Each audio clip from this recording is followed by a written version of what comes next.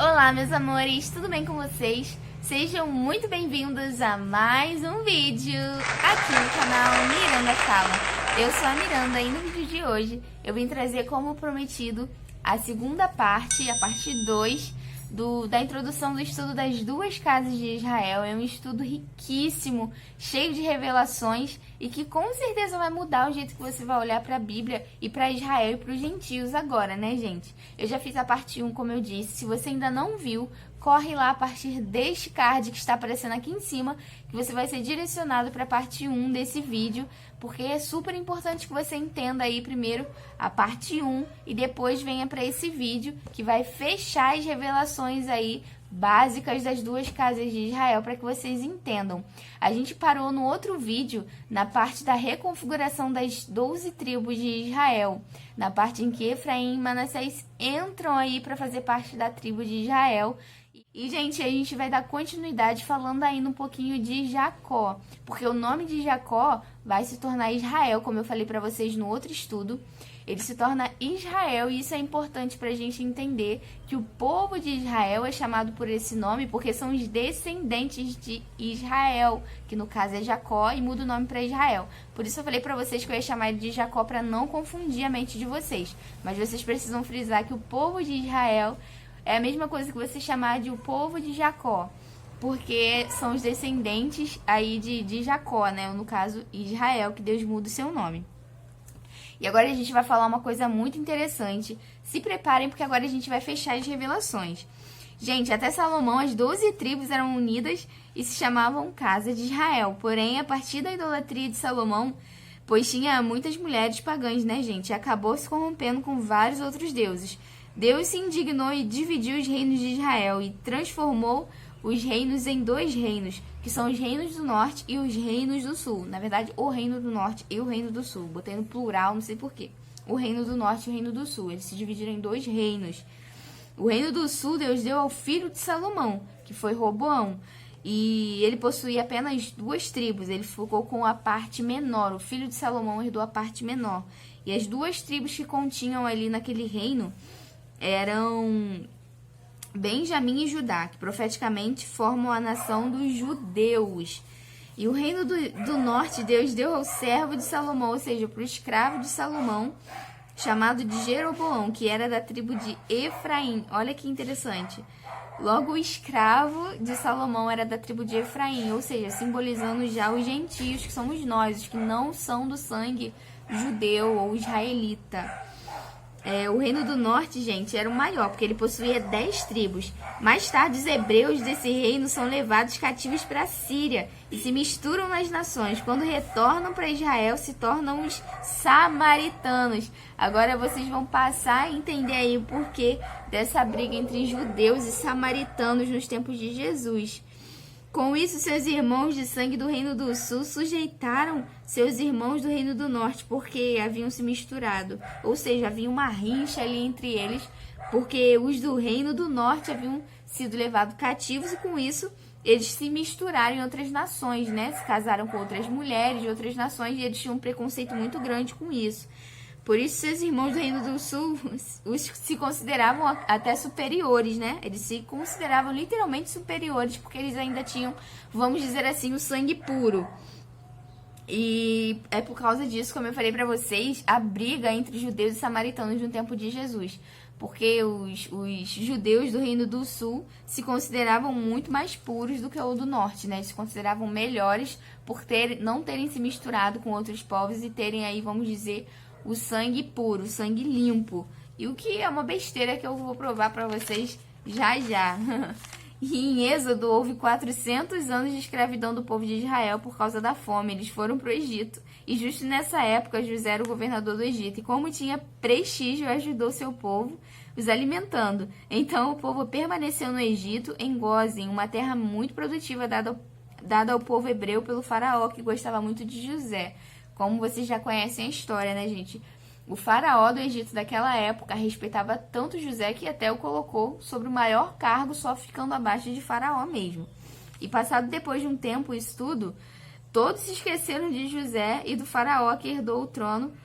E o próximo faraó que herdou o trono depois de muitos anos passou a perseguir os hebreus, porque ele ficou com medo por conta do povo ser muito numeroso, e sei lá, acontecer alguma coisa, o povo acabar dominando ali, o povo de Israel dominar o Egito. E, tipo assim, já tinha várias gerações se passado, ninguém nem se lembrava de José, dos faraós ali. Então, acabou que o povo de Israel, que ficou ali naquela terra do Egito, se tornou escravo por conta disso, porque o faraó que estava ali não tinha consideração nenhuma mais por eles, né, gente? E passado algum tempo, todos se esqueceram de José, como eu falei pra vocês. O faraó teve medo que eles causassem problemas aos egípcios. E por 400 anos o povo de Israel foi escravo dos egípcios, até que Deus levanta Moisés para libertar o povo. Como eu falei pra vocês, eles ficaram bastante tempo lá como escravos, porque o povo, claro que o povo também se voltou contra Deus. E também o faraó daquele tempo já nem se lembrava mais do antigo faraó de José, que ajudava o povo de Israel. O povo acabou se multiplicando muito lá no Egito, e por isso o faraó ficou com medo deles acabarem dominando ali o Egito e colocou eles todos para serem escravos. E quando o povo finalmente sai do Egito, já estavam todos misturados a outros povos, já representando o plano de Deus para os não-israelitas, os gentios, e todos já misturados passaram a fazer parte da comunidade de Israel, e por sua vez a promessa de Deus alcança não somente os hebreus, mas também os gentios, os estrangeiros, que somos nós, que nasceram lá no Egito. A aliança feita com os dois, a aliança foi feita com os dois. No caso nós, que eu digo os gentios, até hoje nós não temos o sangue judeu, nós não temos o sangue israelita, mas nós somos alcançados nessa bênção. E o povo que estava ali junto com eles, os escravos que eles levaram junto com eles ali, o povo de Israel, eram egípcios, e vários homens com certeza já tinham casado com mulheres egípcias e vice-versa. E nisso eles misturaram ali o sangue, já não tinha mais ali o judeu puro, sei lá, é uma coisa assim mais ou menos que eles pensavam, né? E a gente vai ver lá em Deuteronômio, no capítulo 29, no versículo 9 ao 15, falando um pouquinho a respeito disso, de como Deus, ele pega e engloba aí esses dois povos, tanto os gentios que estavam ali junto com eles, como também os judeus de sangue. Deus acaba aqui não fazendo distinção alguma acerca do sangue que eles levavam. Vamos ler, vai dizer assim, ó. Isso é Deus falando, ó. Sigam fielmente os termos desta aliança, para que vocês prosperem em tudo quanto fizerem. Isso aqui eles já tinham saído do Egito, já tinham ali começado a alcançar as terras, e Deus começa a fazer promessas para eles, para que eles possam ir bem, ser bem-sucedidos, e que Deus não caia a ira dele sobre eles novamente, né? Com as suas idolatrias, que não volte as suas idolatrias pro meio deles, já que Deus já tinha feito ali uma aliança com eles. Aqui Deus está fazendo uma aliança com eles. Hoje todos vocês estão na presença do Senhor, do seu Deus, os chefes e os homens destacados, e os seus líderes e oficiais, e todos os demais homens de Israel, juntamente com seus filhos e suas mulheres, e os estrangeiros que vivem nos seus acampamentos, cortando lenha e carregando água para vocês, ou seja, os egípcios que eles trouxeram de lá. Vocês estão aqui presentes para entrar em aliança com o Senhor, o seu Deus, a aliança que Ele está fazendo com vocês hoje, selando sob juramento.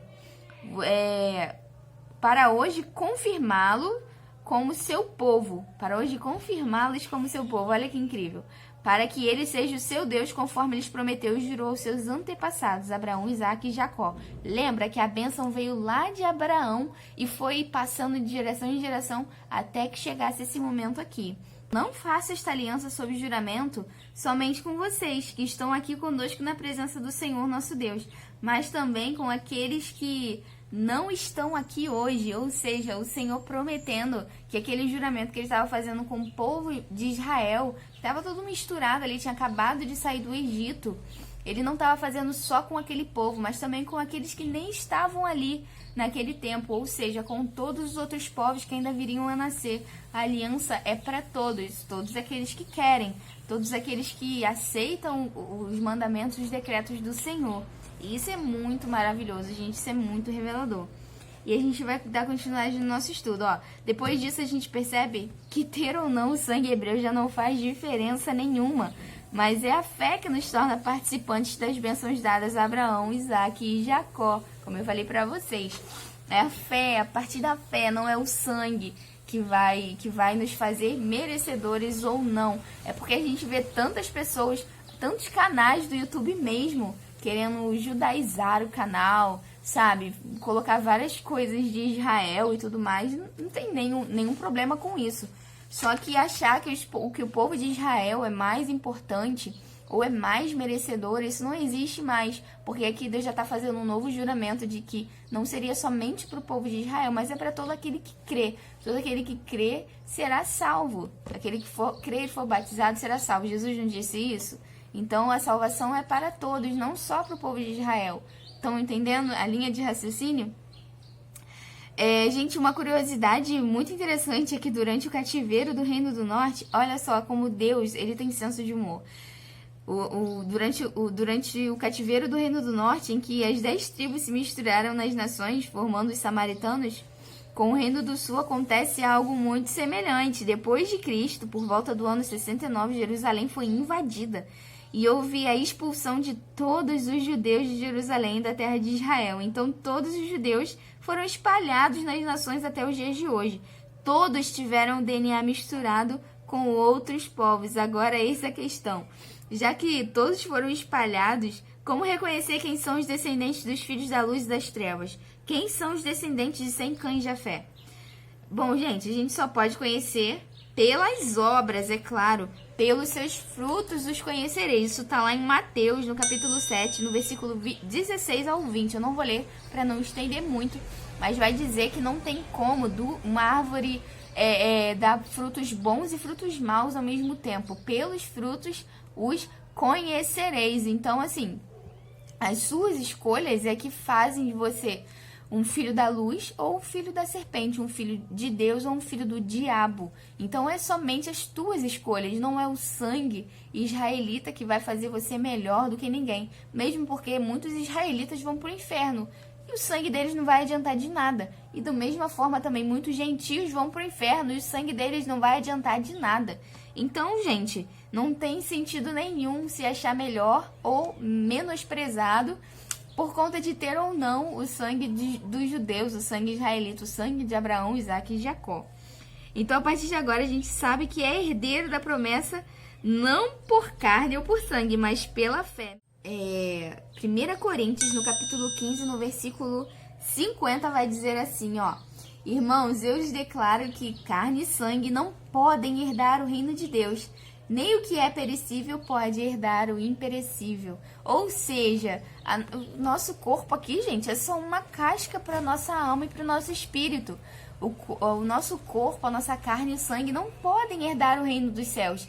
Tudo isso aqui, quando Jesus voltar, vai ser transformado. Porque se não for transformado, nós não entramos no reino de Deus. Só corpos transformados é que entram, corpos santificados. Assim como eram no dia de Adão e Eva. No dia de Adão e Eva, eles tinham os corpos transformados. Tanto é que eles não morriam. Eles vieram a morrer depois que eles comeram do fruto proibido. Então, o nosso corpo não vai herdar nada. Então, eu não entendo o porquê de toda essa briga entre quem tem o sangue puro de Israel e quem não tem. Até os dias de hoje é desse jeito. Porque a carne e o sangue não herdam o reino de Deus. E a gente vai dar continuidade. A gente já está quase acabando o estudo, vai dar até saudade. Então, essas duas tribos retratadas no Antigo Testamento, Judá e Efraim, servem como uma grande revelação sobre as promessas de Deus, não só em Israel, mas no mundo todo. Se lembram das promessas de Sem e Jafé? Saibam que se cumpriu, pois através de Israel, representados por Sem, fomos alcançados e todos nós, representados, todos os gentios, representados por Jafé, fomos enxertados na mesma promessa. E agora a gente vai ler alguns textos muito interessantes, acho que são só dois textos muito interessantes que vai falar sobre esse enxerto, porque começou em Israel, mas nós fomos os ramos enxertados nessa árvore e juntos formamos um povo só. Nos dias de Jesus, quando Jesus voltar, seremos um só povo, e é a promessa que ele faz pra gente. A gente vai ler primeiro lá em Isaías, no capítulo 11, no versículo 12 e 13, que vai dizer assim, ó: E naquele dia o Senhor estenderá o braço pela segunda vez, para reivindicar o remanescente do seu povo que for deixado na Assíria, no Egito, em Patros, na Etiópia, em Elão, em Sinear, em Ramate e nas ilhas do mar. Ele erguerá uma bandeira para as nações, a fim de reunir os exilados de Israel. Ajuntará o povo disperso de Judá entre os 4 cantos da terra. Agora presta atenção, que coisa linda. O ciúme de Efraim, os gentios, desaparecerá. E realmente é o que a gente sente hoje. Todo cristão que não é de Israel, toda pessoa que não é de Israel acaba sentindo um ciúme, né? Porque parece que eles são melhores. Mas olha o que Jesus está falando. O ciúme de Efraim, os gentios, desaparecerá. E a hostilidade de Judá, ou seja, se achar mais importante ou superior aos outros por ter o sangue judeu, será eliminada. Efraim não terá ciúme de Judá, e nem Judá será hostil a Efraim. Olha que promessa incrível que Jesus faz quando ele voltar. Ele vai fazer com que as duas tribos, né, agora Efraim e Judá, os 2 reinos que hoje são divididos entre judeus e gentios, sejam unidos novamente, os 2 serão um só povo, sem essa questão de sangue ou carne, porque um é melhor do que o outro. Isso já não vai mais acontecer. E a gente vai ler mais um texto que vai ficar lá em Romanos, no capítulo 11, no versículo 11 até o 36. Esse é um pouquinho longo, mas a gente vai ler porque vai acrescentar muito isso que Paulo está dizendo também, já falando sobre as 2 casas de Israel. Gente, olha que interessante. Romanos 11, no versículo 11, no capítulo 30, do versículo 11 até o 36, que vai dizer assim, ó. Eu vou explicar tudo para vocês enquanto eu vou falando. Novamente eu pergunto, acaso tropeçaram para que ficassem caídos? Ele está falando aqui do povo de Israel. Novamente eu pergunto a vocês, acaso eles tropeçaram para que ficassem caídos? De maneira nenhuma, ao contrário, por causa da transgressão deles, veio a salvação para os gentios, para provocar ciúme em Israel. Mas se a transgressão deles significa riqueza para o mundo e o seu fracasso riqueza para os gentios, quanto mais significará a sua plenitude, ou seja, todos eles juntos, gentios e judeus. Estou falando a vocês, gentios, visto que sou apóstolo para os gentios, exalto o meu ministério, porque Paulo ele pregava fora ali de Israel, ele pregava em vários lugares, então ele é apóstolo para os gentios, exalto o meu ministério, na esperança de que, de alguma forma, eu possa provocar ciúmes em meu próprio povo e possa salvar alguns deles. Pois se a rejeição deles é reconciliação do mundo, o que será a sua aceitação se não vida dentre os mortos? Cara, que incrível essa palavra. Se é santa parte da massa que é oferecida como primeiros frutos, toda a massa também o é. Se a raiz é santa, os ramos também o serão. Ou se alguns ramos foram cortados e você, sendo oliveira brava, nós, oliveira brava, fomos enxertados, foi enxertado entre os outros e agora participa da seiva que vem da raiz da oliveira, não se glorie contra esses ramos, se o fizer. Saiba que não é você quem sustenta a raiz, mas a raiz a você, ou seja, a raiz que nos sustenta. Então você dirá, os ramos foram cortados para que eu fosse enxertado, ou seja, os próprios filhos de Israel foram cortados para que nós pudéssemos ser colocados e participantes também das bênçãos ali de Abraão, Isaque e Jacó. Está certo, eles porém foram cortados devido à incredulidade, você permanece pela fé, mas não se orgulhe, mas tema. Pois se Deus não poupou os ramos naturais, também não poupará você. Portanto, considere a bondade e a severidade de Deus. Severidade para com aqueles que caíram, mas bondade para com você, desde que permaneça na bondade dele. E de outra forma, você também, se for de outra forma, você também será cortado. E quanto a eles, se não continuarem na incredulidade, serão enxertados, pois Deus é capaz de enxertá-los outra vez. Ou seja, se eles aceitarem o Senhor Jesus, aceitarem a sua palavra, eles serão novamente enxertados. Afinal de contas, se você foi cortado de uma oliveira brava por natureza de maneira antinatural, foi enxertado numa oliveira cultivada, quantos mais serão enxertados os ramos naturais em sua própria oliveira? Irmãos, não quero que ignorem esse mistério. para que não se tornem presunçosos. Israel experimentou um endurecimento, endurecimento em parte, até que chegasse a plenitude dos gentios, ou seja, até que todos os gentios fossem alcançados. Mas virá o tempo em que Israel vai se voltar para Deus novamente, para Jesus novamente, né? Vai acreditar, a incredulidade deles em Jesus Cristo vai deixar de existir, porque lá eles são incrédulos em Jesus, eles não acreditam em Jesus como Salvador, mas a incredulidade deles vai chegar o tempo que vai passar, por conta que a plenitude dos gentios, todo mundo já vai ter sido alcançado por essa graça, o que é incrível. E assim, todo Israel será salvo, como está escrito: virá de Sião o Redentor, que desviará de Jacó a impiedade. E esta é a minha aliança com eles, quando eu remover os seus pecados, na volta de Cristo. Ou seja, ele está falando aqui do milênio, quando Jesus vier reinar. Quanto ao evangelho, eles são inimigos por causa de vocês. Mas quanto à eleição, são amados por causa dos patriarcas. Ou seja, olha só que interessante esse capítulo. Para quem diz que Israel vai ficar aí na grande tribulação, porque eles rejeitaram o Senhor. Olha só o que está dizendo a palavra de Deus. Está dizendo ao contrário. Quanto ao evangelho, eles são inimigos por causa de vocês.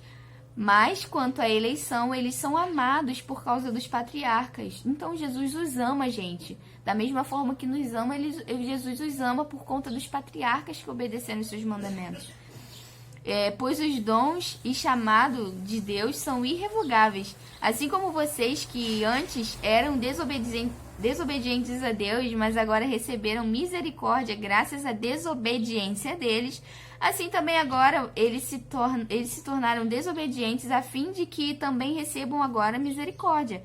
Graças à misericórdia de Deus para com vocês, pois Deus colocou todos sob a desobediência para exercer misericórdia sobre todos. Aqui já está confirmando o plano maravilhoso de salvação em que Deus, no seu grande plano para alcançar tanto os judeus quanto os gentios, ele faz ciúmes em Israel. Por muito tempo nós não conhecíamos a palavra de Deus, nós não conhecíamos o evangelho, então Deus tirou um pouco dos de Israel, deixou que eles se perdessem, endureceu o coração deles, para que essa palavra, essa salvação, chegasse também até nós, o que é uma coisa maravilhosa. Quem conheceu a mente do Senhor? Quem foi o seu conselheiro? Olha que plano maravilhoso. Eu amo essa parte, olha só. Quem conheceu a mente do Senhor? Ou quem foi o seu conselheiro? Ou quem primeiro deu a ele para ser restituído? Porque dele, por causa dele, por meio dele são todas as coisas. A ele seja glória para sempre. Amém. Por conta dele, é tudo por conta dele, sabe? Por causa dele, por causa de Jesus. Todas essas coisas foram reveladas a nós, mas era ele, desde o início, revelando esse plano incrível de salvação para alcançar toda a humanidade. Lembra que a promessa feita a Abraão foi assim: em ti serão benditas todas as famílias da terra. Ali Deus já estava revelando o seu propósito de salvar não somente os judeus, mas também os gentios, através de todo esse plano de ir passando de geração em geração, até que chegasse na humanidade inteira, até que ele alcançasse a plenitude. E olha que ainda não estamos na plenitude. A verdadeira plenitude será quando o Senhor Jesus voltar, e aí ele vai reunir as duas casas de Israel, no caso, Efraim e Judá, judeus e gentios, em uma só nação. E no próximo estudo é que vocês vão ficar loucos mesmo com essa grande revelação que são as duas testemunhas. Cara, eu vou preparar um estudo incrível para vocês, que vocês vão ficar assim bastante chocados aí com tanta revelação, porque a palavra de Deus é para isso mesmo, é para a gente reunir essas profecias e chegar a uma conclusão. E a conclusão que a gente chega nesse estudo é de que todo esse plano, desde lá de Abraão, passando por Isaac, passando por Jacó, passando por José através de seus dois filhos, Efraim e Judá, Efraim e Manassés, ali tendo Efraim e Manassés, o filho de Jacó, que foi Judá, representando ali Israel. Isso tudo foi para que a salvação chegasse não só para nós, os gentios, mas também para os judeus, através de nós, que eles também vão ter ciúmes da gente e vão ser alcançados pela salvação do Senhor. E olha só que coisa interessante, ó. Algo bastante revelador é que foram enviados 2 espias para ver a terra prometida, porém apenas 2 voltaram com boas notícias, encorajando o povo a tomar a posse da terra que era deles. Vocês já sabem que as 2 casas de Israel são Efraim e Judá. Agora olha isso, os 2 que entraram, os únicos que viram com os olhos as coisas que Deus havia feito na vida deles ali, sabe, abrindo o mar, os únicos que ficaram vivos, porque o resto, todos eles morreram, as suas gerações, mas os únicos 2 que também encorajaram a entrada do povo lá na terra que Deus tinha dado para eles como herança, foi Josué e Caleb. E adivinha de qual tribo que eles eram?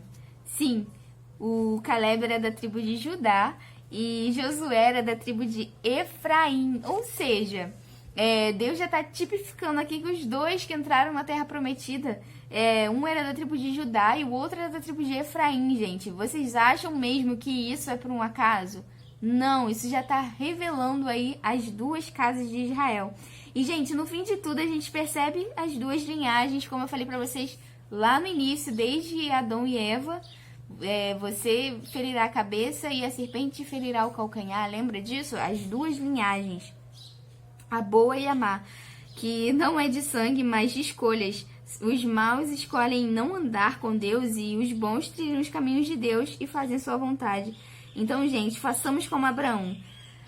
Deixemos a Babilônia de lado e escolhamos a terra prometida, porque dela com certeza vai manar leite e mel. E nós estamos a caminho da terra prometida. Assim como o povo de Israel estava caminhando ali no deserto, a caminho da terra prometida, assim também somos nós hoje. Gente, eu queria ler para vocês um último texto antes da gente finalizar aí essa parte 2. Vocês estão vendo que eu tô até com outra roupa, uma roupa de ficar em casa, porque eu nem estava preparado, mas eu estava lendo acerca de Ezequiel e o Vale dos Ossos Secos, e eu queria ler essa parte para vocês, para que vocês entendam do que está se tratando ali em Ezequiel. Cara, é um versículo muito chave, e eu fiquei encantada quando eu li esse versículo. Bom, eu vou deixar por conta de vocês. A gente vai ler Ezequiel no capítulo 37, do versículo 1 até o 22, que vai nos dizer assim: A mão do Senhor estava sobre mim, e por seu espírito ele me levou a um vale cheio de ossos. Ele me levou de um lado para o outro, e pude ver o que era um enorme número de ossos no vale, que os ossos estavam muito secos. E ele me perguntou: Filho do homem, esses ossos poderão tornar a viver? E eu respondi: Ó soberano Senhor, tu sabes. Então ele me disse: Profetize a esses ossos e lhes diga: Ossos secos, ouçam a palavra do Senhor. Assim diz o soberano Senhor a estes ossos: Farei um espírito entrar em vocês, e vocês terão vida. Porei tendões em vocês e farei aparecer carne sobre vocês, e os cobrirei com pele. Porei um espírito em vocês e vocês terão vida. Então vocês saberão que eu sou o Senhor, e eu profetizei conforme a ordem recebida. E enquanto eu profetizava, houve um barulho, um som de chocalho, e ossos se juntaram, osso com osso. Olhei e os ossos foram cobertos de tendões e de carne, e depois de pele, mas não havia espírito sobre eles. A seguir ele me disse: Profetize ao espírito, profetize, filho do homem, e diga-lhe: Assim diz o soberano Senhor: Venha desde os 4 ventos, ó espírito, e sopre dentro desses mortos, para que eles vivam. Profetizei conforme a ordem recebida. E o Espírito entrou neles e receberam vida e se puseram de pé. Era um exército enorme.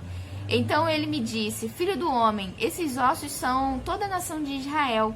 Eles dizem: Nossos ossos se secaram e a nossa esperança se foi, fomos exterminados.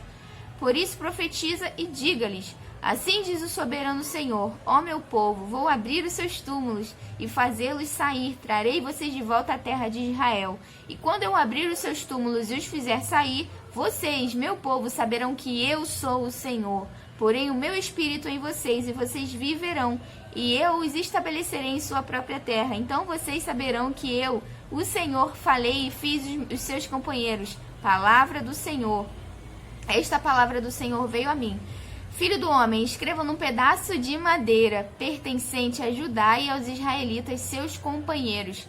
Depois escreva noutro pedaço de madeira, vara de Efraim, pertencente a José e a toda a nação de Israel, seus companheiros. Junte-os numa única vara, para que se tornem uma só em sua mão. Quando os seus compatriotas lhe perguntarem, você não vai nos dizer o que isso significa? Diga-lhes, assim diz o soberano Senhor, vou apanhar a vara pertencente a José, que está na mão de Efraim e as tribos israelitas, seus companheiros, e juntá-la com a vara de Judá, fazendo delas um único pedaço de madeira, e elas se tornarão um só na minha mão. Segure diante dos olhos deles os pedaços de madeira que você escreveu, e diga-lhes, assim diz o soberano Senhor, tirarei os israelitas das nações para onde foram, vou ajuntá-los de todos os lugares ao redor e trazê-los de volta à sua própria terra. Eu os farei uma nação na terra, nos montes de Israel haverá um único rei sobre todos eles, e eles nunca mais serão duas nações, nem estarão divididos em dois reinos. E, gente, eu acho que nem precisa falar mais nada. A interpretação eu deixo por conta de vocês. Eu acho que vocês aprenderam bastante coisa ao longo desse estudo. Então, eu acho que a interpretação desse texto está bem fácil. Agora, a gente já está finalizando. É só mais esse texto mesmo que eu queria ler para vocês, porque eu achei a coisa mais incrível, assim. Quando eu li, eu falei, eu tenho que trazer para juntar com o restante do estudo. Eu acho que não existe forma melhor de finalizar esse estudo. A gente possa guardar essa palavra no coração tão reveladora. E agora eu quero que você coloque aqui embaixo nos comentários se você entendeu esse estudo, o que você tirou dele para sua vida, e se você achou que realmente mudou o teu modo de ler a Bíblia, o teu modo de estudar a palavra de Deus, agora sendo conhecedor desse plano de salvação desde lá de Abraão, de Isaac, de Jacó, com o nascimento de Manassés e Efraim através de José, até chegar aos dias de hoje, para que a salvação não ficasse só em Israel, mas que através desse plano lindo de Deus alcançasse também os gentios, e mais para frente novamente Israel vai ser alcançada aí pela graça e misericórdia de Deus, e nós todos juntos seremos aí a plenitude do povo de Deus. Eu espero que você tenha entendido esse estudo. Se você gostou, deixa o teu like aqui embaixo para ajudar o vídeo a ser divulgado. E se você gostou do canal, também se inscreve e venha fazer parte pra gente fazer muito estudo bacana juntos, pra gente descobrir muitas coisas acerca da palavra de Deus.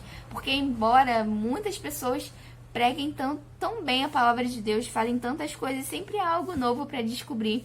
E esse é o nosso intuito aqui no canal. Então venha fazer parte também desse canal. E que Deus abençoe a sua vida. Fiquem com Deus. Um grande beijo no coração de todos e até o próximo vídeo. Tchau, tchau!